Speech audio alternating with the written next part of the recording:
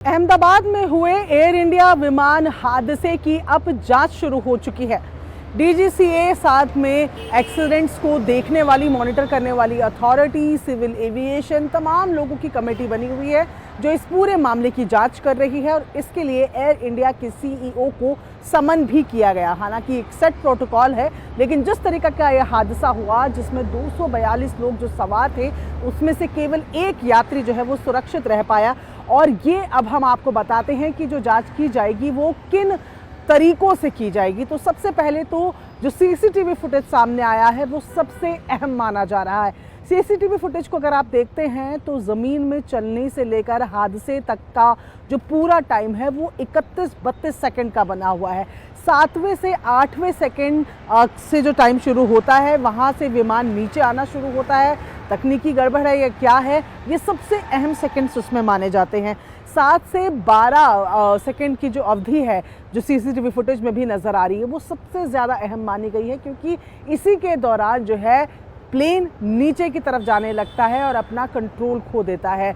जो डीजीसीए की कमेटी बैठी है वो क्या क्या देखेगी, किन किन चीज़ों पर जांच होगी, उसके बारे में हम आपको बताते हैं। देखिए, सबसे पहले जैसे ही टेक ऑफ किया जाता है तो अगर उसमें किसी तरीके की, जिस तरीके का हादसा कल सामने आया, ऐसा कुछ होता है तो कई फैक्टर्स होते हैं जिनको देखा जाता है, जिसमें सबसे पहला फैक्टर हमेशा बर्ड हिट माना जाता है, यानी कि किसी पक्षी का टकराना माना जाता है। तो क्या कल के हादसे का जिम्मेदार भी कोई बर्ड हिट इंसिडेंट था, यानी कि क्या कोई पक्षी टकराया था, इसकी जांच जो है वो सबसे पहले होगी।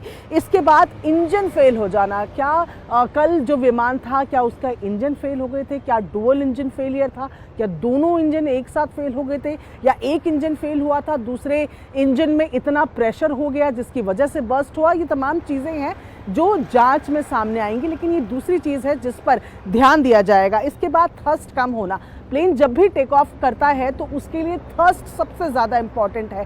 तो ऐसे में टेक ऑफ के दौरान क्या थ्रस्ट कम था, इस एक पहलू पर भी जांच की जाएगी।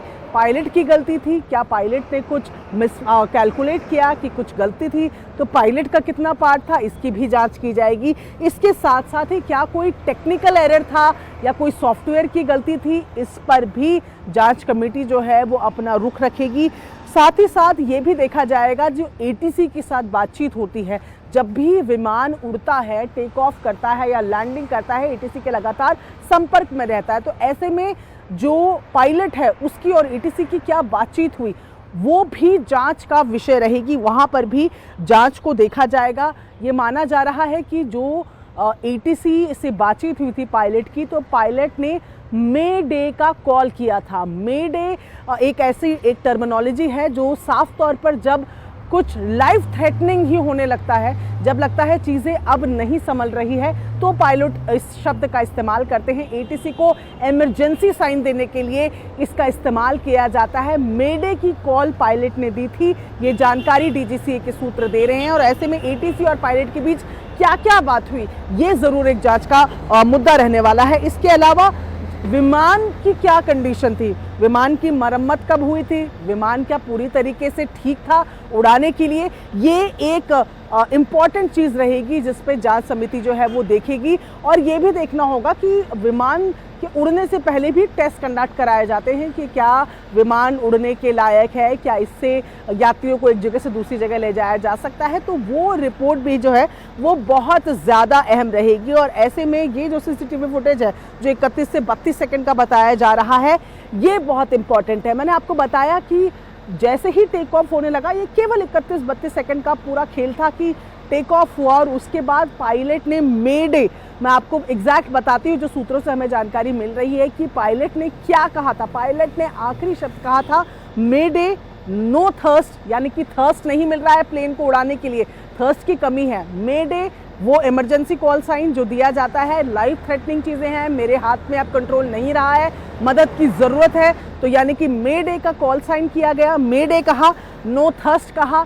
पायलट ने कहा losing power, unable to lift, ये तमाम चीज़ें सूत्र बता रहे हैं कि एटीसी से पायलट ने कही। जब वो टेक ऑफ करने की कोशिश कर रहे थे तो उन्होंने पायलट ने एटीसी को तमाम चीज़ें कही कि कुछ गड़बड़ हो रही है, मैं लिफ्ट नहीं कर पा रहा हूँ, थर्स्ट नहीं है, ये तमाम इंडिकेशंस एटीसी को उन्होंने दिए। जब तक एटीसी रिस्पॉन्ड करती, जब तक एटीसी रिस्पॉन्ड करने की कंडीशन में रही, तब तक हादसा हो चुका था। ये तमाम चीज़ें हैं जो इस जांच में अब अहम रहने वाली है। ये इतनी जल्दी हुआ कि प्लेन, अक्सर आप देखते हैं कि जब टेक ऑफ करता है तो जो व्हील्स होते हैं, व्हील्स फोल्ड होते हैं, विंग्स फ्लैप जो होती हैं वो अलग तरीके से होते हैं, लेकिन ये 30 सेकंड के अंदर ये इतना बड़ा हादसा हो गया कि माना जा रहा है कि शायद पायलट को संभलने तक का मौका नहीं मिला।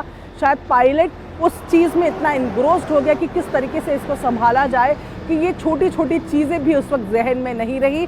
बहरहाल विमान हादसा जिसमें 241 लोगों की मौत हो चुकी है, केवल एक शख्स जो है जो 11A सीट पर बैठा था वो सुरक्षित है। इसके अलावा तमाम लोगों की मौत हो चुकी है। और ऐसे में अब सबसे अहम यही है कि एक तो जिन लोगों की मौत हो चुकी है उनके परिवारजनों को उनके पार्थिव शरीरों को सौंपना, जिसके लिए सरकार ने कहा है कि डीएनए ही इकलौता रास्ता है। डीएनए सैंपलिंग से जो पार्थिव शरीर है लोगों के, उनको परिवारों के साथ उनको दिया जाएगा। इसके साथ साथ ये भी कहा जा रहा है कि जो जांच है वो इस तरीके से की जा रही है कि इसमें सारे स्टेक होल्डर्स जो हैं वो सामने रहें और कारणों का साफ तौर पर पता चले कि ऐसा आखिर उस 30-32 सेकंड में क्या हुआ जो ये हादसा हुआ और विमान में बैठे 241 लोगों की जान चली गई।